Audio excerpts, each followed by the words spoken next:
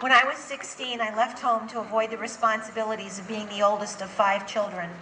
Against my mother's protest, I moved in with a man who gave me a diamond ring and promised me marriage. Before Christmas, I found out I was pregnant.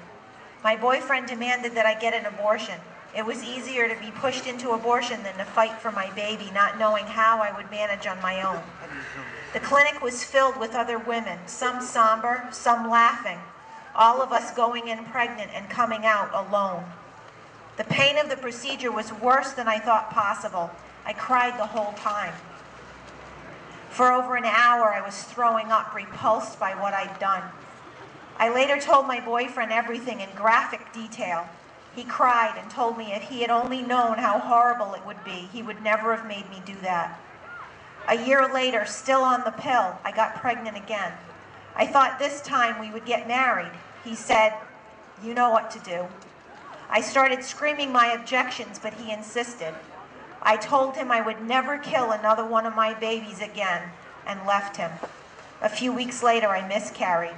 I was sure it was retribution from God for my abortion. I felt condemned. I couldn't look at a baby without crying. I built a shell around myself to deaden my pain. I was afraid of God and angry at everybody. There was plenty of blame to go around.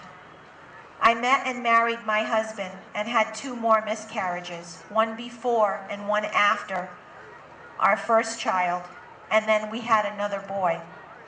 I thought I was still being punished. The guilt was so strong. I didn't know that God was grieving over my pain and leading me to my healing. I tried to be a good mom to my 2 children, to teach my kids how precious life is. I went back to church. I started listening to people talk about God's forgiveness. Layers of pain came off as God revealed more and more of his love for me. I got involved in pro-life events. I tried to talk to people, but the blame and the shame and the regret still had a grip on me. I started to write about my abortion. That was a pivotal step in my release. Last summer, I went through a post-abortion Bible study called Forgiven and Set Free. I never expected the release it brought me. The relentless self-condemnation is gone. I am now free to speak for my children. I will never be held by the silence again. Like Dante returning to the Inferno, we who are healed can share our release from the shame that imprisons all of us.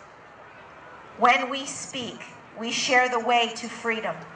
The past no longer has a chokehold on my voice, and I will be silent no more.